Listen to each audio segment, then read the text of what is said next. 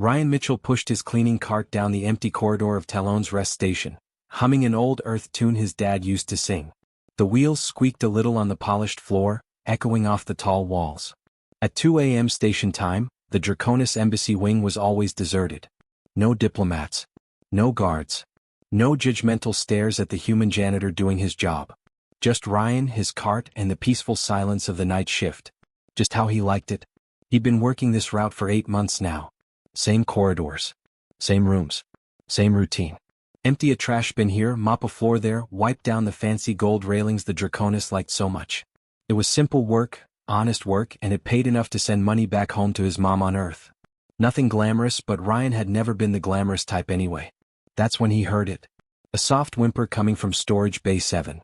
Ryan stopped mid-step, his mop still dripping soapy water onto the floor.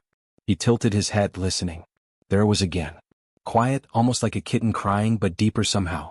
He'd cleaned this wing hundreds of times and never heard anything like it before. He parked his cart against the wall and walked over to the storage bay door.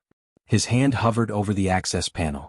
Maybe it was just the station's ventilation system acting up again. Maybe he was hearing things because it was late and he'd had too much coffee. But something in his gut told him to check. The door slid open with a soft hiss. Ryan stepped inside and froze. A small dragon, no bigger than a large dog, was curled up behind stacked crates in the corner.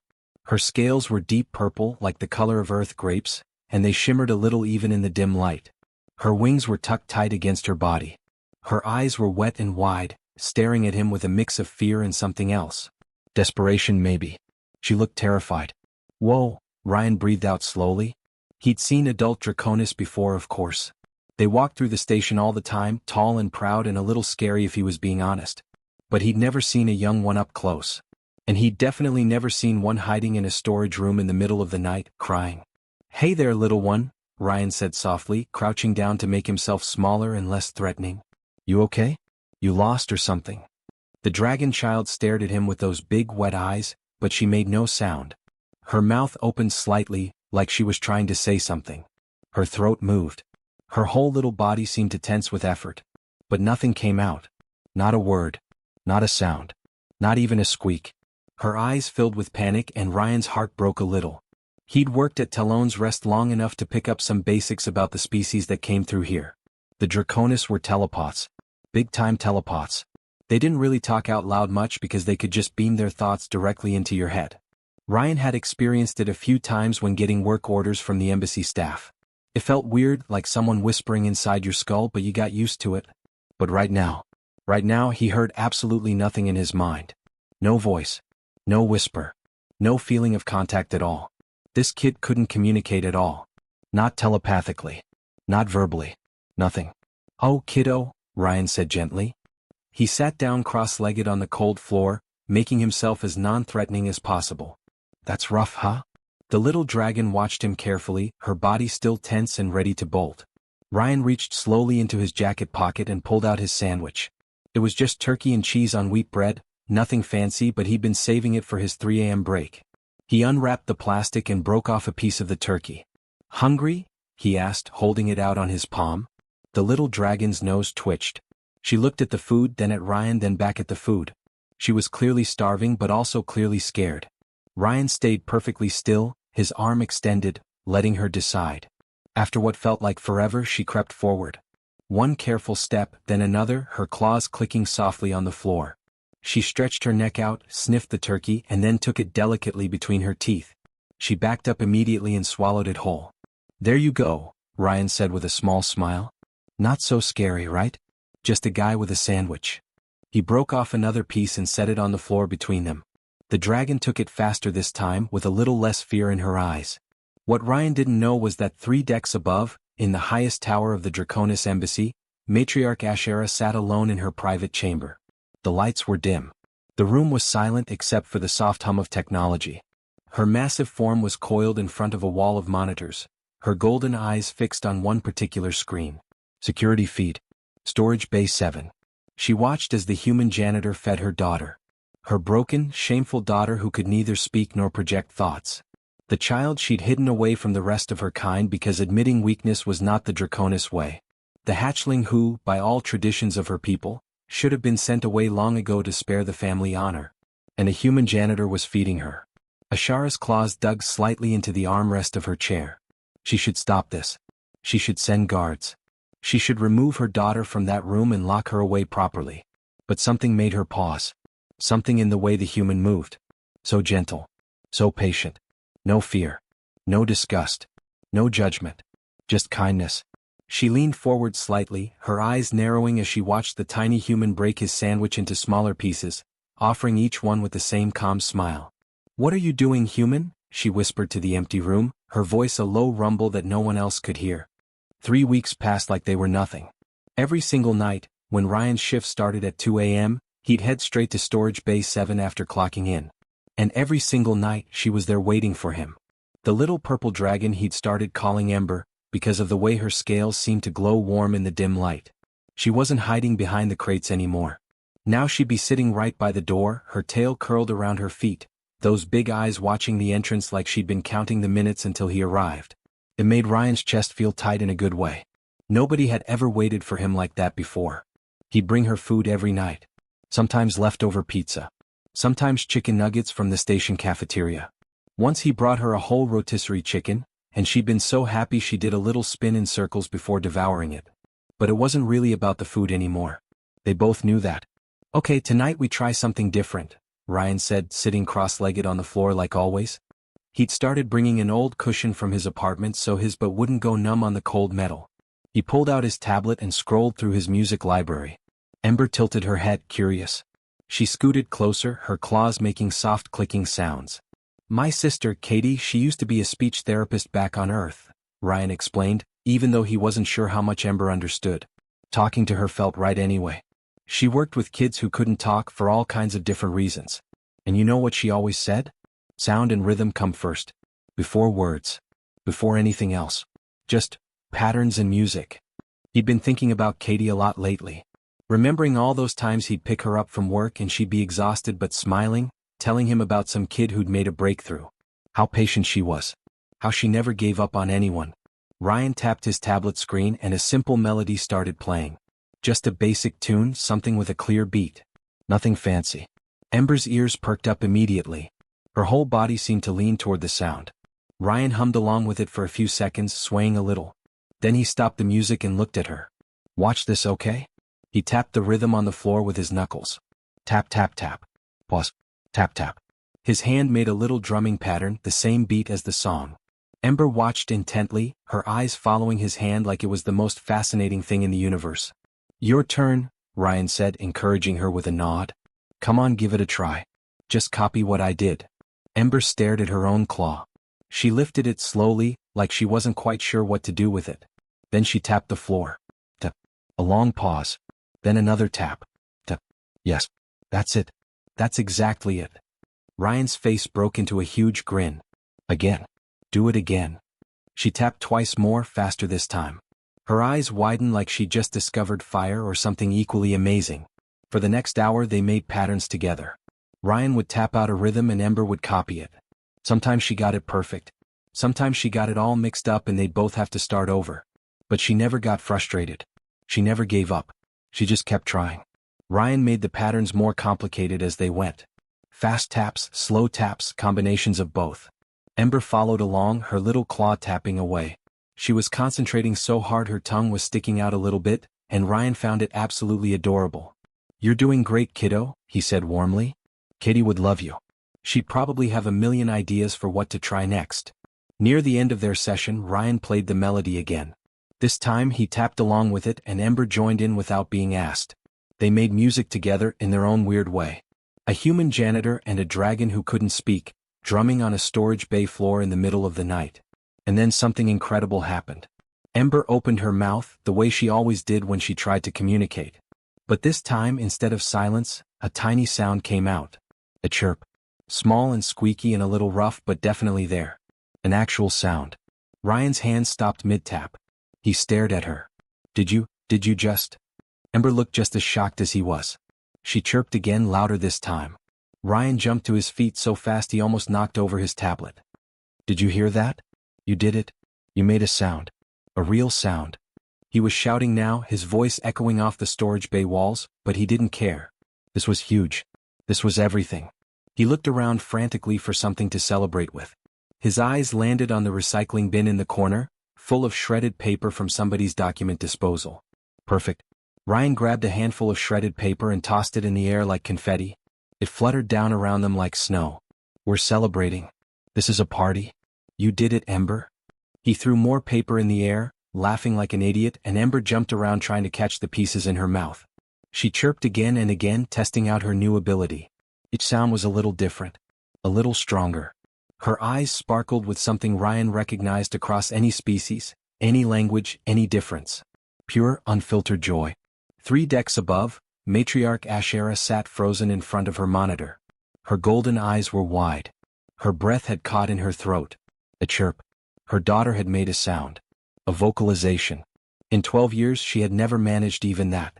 The best Draconis healers, the most expensive telepathic trainers, the ancient meditation techniques passed down through generations. None of it had worked. Nothing had worked.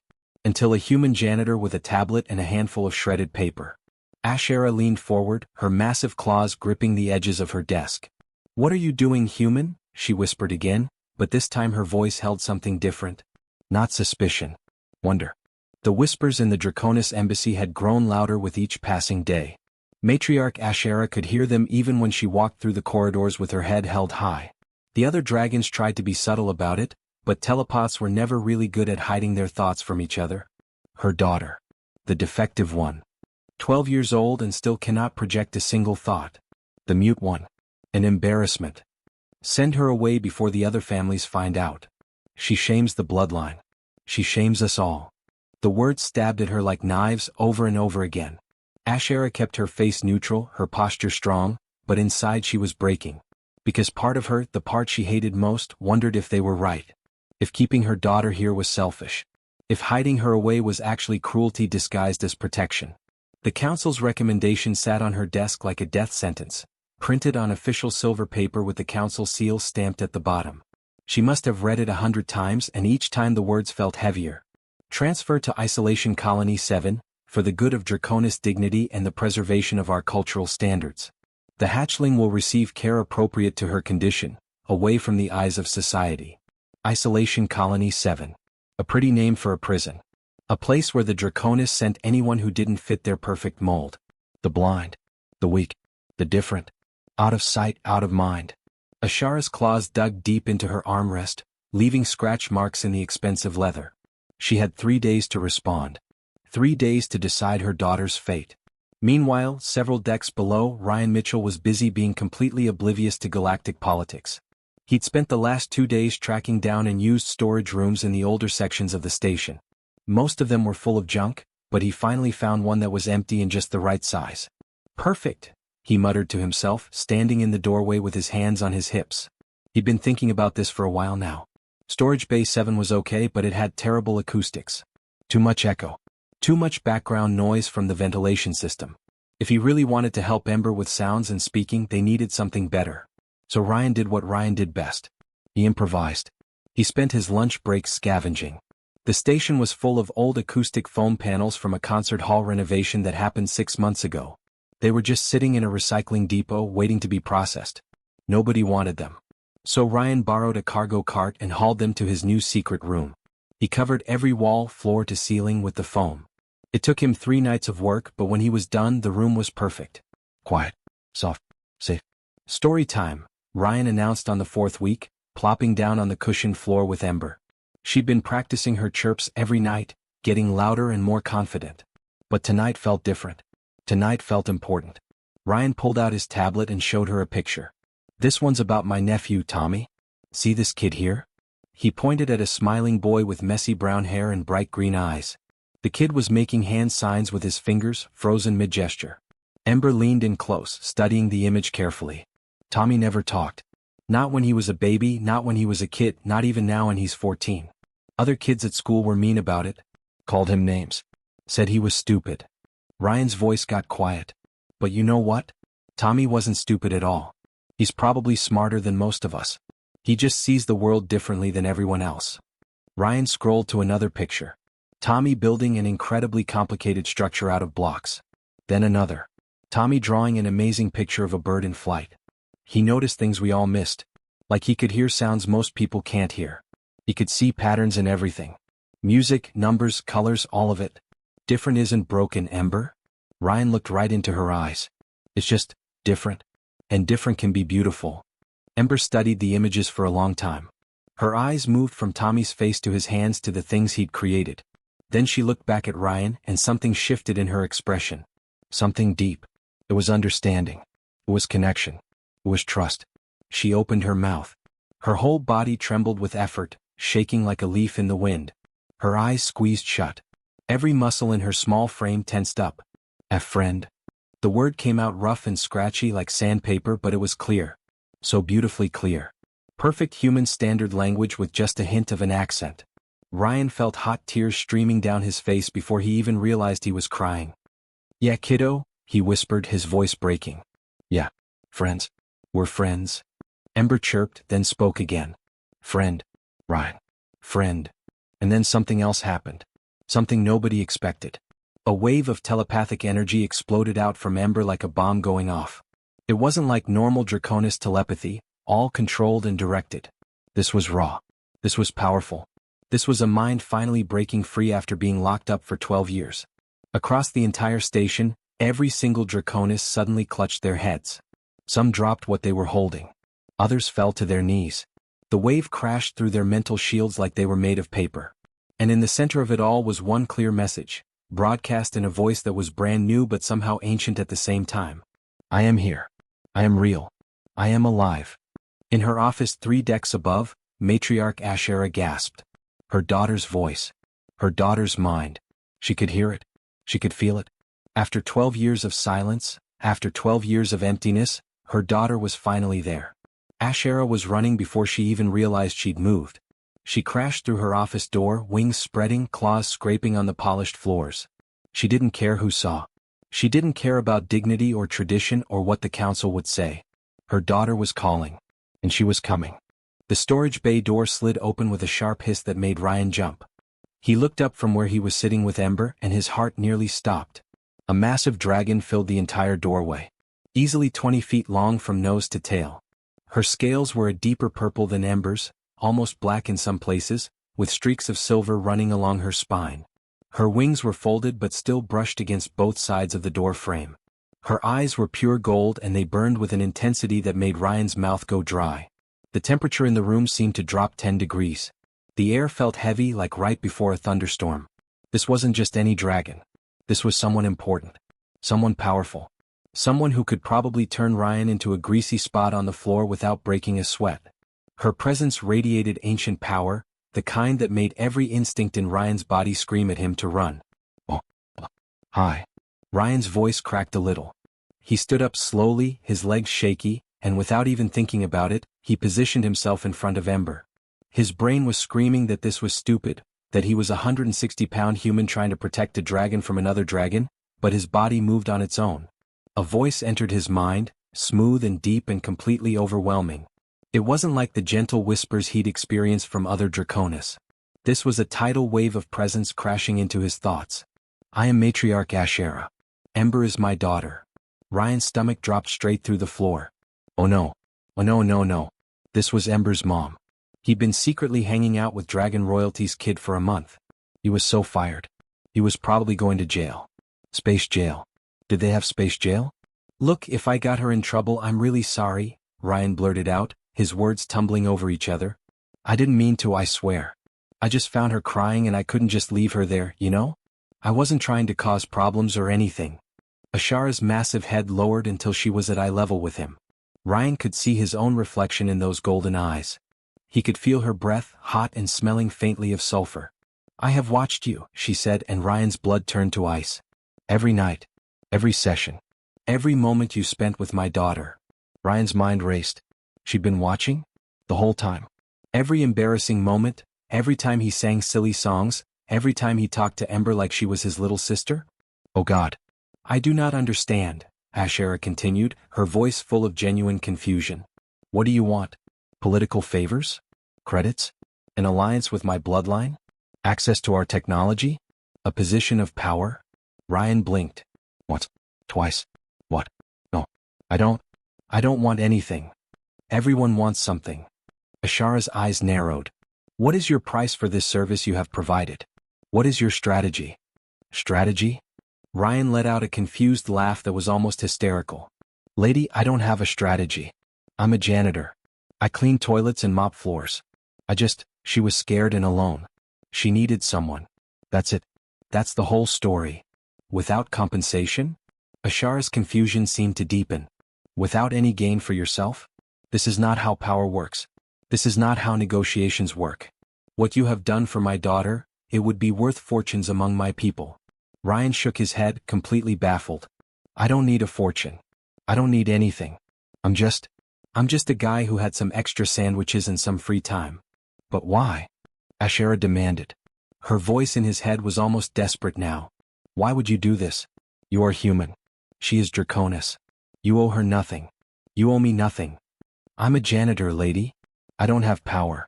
I don't have influence. I don't have connections. Ryan shrugged helplessly. I just have time and sandwiches. And yeah, maybe I'm not supposed to care, but I do. Because she's just a kid. And kids deserve someone to care about them. Ashara pulled back slightly, her expression unreadable. In Draconis culture, weakness is culled. The imperfect are removed from society. Strength is all that matters. Survival of the strongest. This is our way. This has always been our way. Ryan felt something hot and sharp flash through his chest. Anger. Real anger, the kind he usually kept buried deep down. His hands clenched into fists. That's not strength, he said, and his voice came out harder than he meant it to. That's just being too scared to be kind. Real strength isn't about being perfect or powerful. Real strength is protecting the people who need protecting. It's helping someone even when you get nothing out of it. It's caring about someone just because they exist. The words hung in the air between them. Ryan could hear his own heartbeat pounding in his ears. He just basically insulted a dragon matriarch to her face. Smart Ryan. Real smart. Behind him he felt movement. Ember stepped out from behind his legs, walking forward on shaky limbs until she stood between Ryan and her mother. And then she did something impossible. Something that made Ashara's eyes go wide with shock. Ember spoke out loud and projected telepathically at the exact same time. Her voice came from her mouth, rough but clear. And simultaneously Ryan felt her words in his mind, gentle and warm and strong. Mother. I can do both now. I'm not broken. I'm new. The double communication hit like a thunderclap. Ashara staggered back a step, her massive form actually recoiling. She stared at her daughter.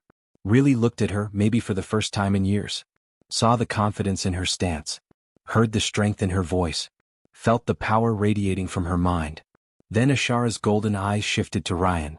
The human janitor who had accomplished what centuries of Draconish tradition never could. Who had taken her broken daughter and shown her she was never broken at all. In that single moment, Matriarch Ashara's entire worldview shattered into a million pieces and reformed into something completely new. The Draconis Council chamber was absolutely packed.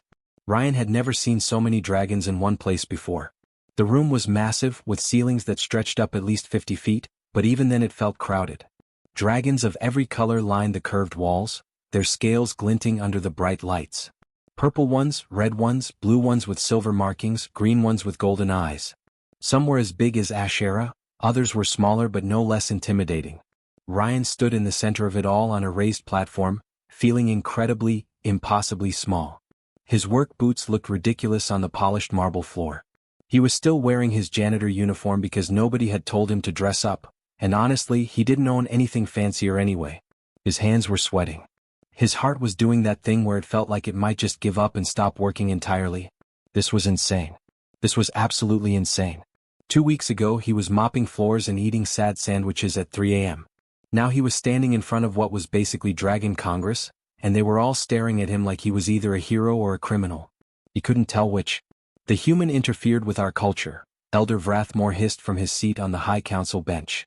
He was an old dragon, his scales scarred and faded with age, his eyes cold as ice. He violated our sovereignty. He inserted himself into family matters that were not his concern. He should be punished according to our laws. A murmur of agreement rippled through the chamber. Ryan felt his stomach twist into knots. Punished? Great. Just great. But then Ashara's voice cut through the noise like a blade. She stood at the front of the council, her massive form commanding attention just by existing. He saved my daughter, she said, and the chamber fell silent. and in doing so, he revealed our greatest shame. She raised one claw and holographic displays flickered to life all around the room. Images appeared floating in the air. Documents. Statistics. Files that had been sealed and hidden for decades. Across our worlds, in every colony, on every station, there are children like my daughter, Ashera continued, her voice steady but filled with emotion. The ones who cannot telepathically communicate. The ones who are born different. We hide them. We send them away. We pretend they do not exist. We've called it culling weakness, maintaining standards, preserving dignity. She paused, letting her words sink in. I call it waste. I call it cruelty. I call it shame. Another elder stood up, his scales a deep crimson. Matriarch Ashera, you speak of overturning thousands of years of tradition. You would abandon the ways that have made us strong. I would evolve them, Ashera shot back. Strength without compassion is just brutality. Power without kindness is just tyranny. Our traditions have made us feared, yes. But they have also made us hollow. She turned and looked directly at Ryan. Her golden eyes met his, and he saw something there that looked almost like gratitude. Speak human. Tell them what you told me. Ryan's throat went dry. Every dragon in the room was looking at him now. Waiting. Judging. He wasn't good at speeches. He wasn't good at politics. He was just a janitor who'd made friends with a lonely kid. He swallowed hard and forced himself to speak. I just thought she deserved a chance. His voice came out shaky at first but grew stronger. All kids do. That's it. That's the whole philosophy. There's no grand plan. No secret strategy. I saw a kid who was hurting and I helped. Because that's what you're supposed to do. The simplicity of it seemed to stun the council into silence. They stared at him like he'd just spoken in a language they'd never heard before. Ryan kept going because he'd already come this far. Might as well go all the way. You guys talk about strength like it's about being perfect. Like it's about never showing weakness or never needing help. But that's not strength. That's just being afraid. Real strength is admitting when you're wrong. It's changing when change is hard. It's protecting people who can't protect themselves. Before anyone could respond, Ember stepped forward from where she'd been waiting at the edge of the platform. She walked right up next to Ryan, her purple scales shimmering, her head held high. And then she spoke and projected telepathically at the same time. Her voice echoed in the chamber and in everyone's mind simultaneously. I'm not broken. I was never broken. I'm simply different. And maybe different is exactly what we need. The feat of neural development made the elders' eyes go wide. Several of them gasped. What Ember was doing shouldn't have been possible. Dual-mode communication required brain pathways that normal Draconis didn't have. But Ember had developed them, forged them through months of struggle and a human janitor who refused to give up on her. The vote took 3 entire days. Ryan wasn't allowed to stay for all of it, but he heard the arguments echoed through the station halls. Dragons shouting. Dragons debating. The vote was close, razor-thin, but in the end, Ashara's reforms passed by the narrowest margin possible. Draconis who were defective would no longer be hidden away. They would be studied, yes, but also understood. Given the same chances as everyone else.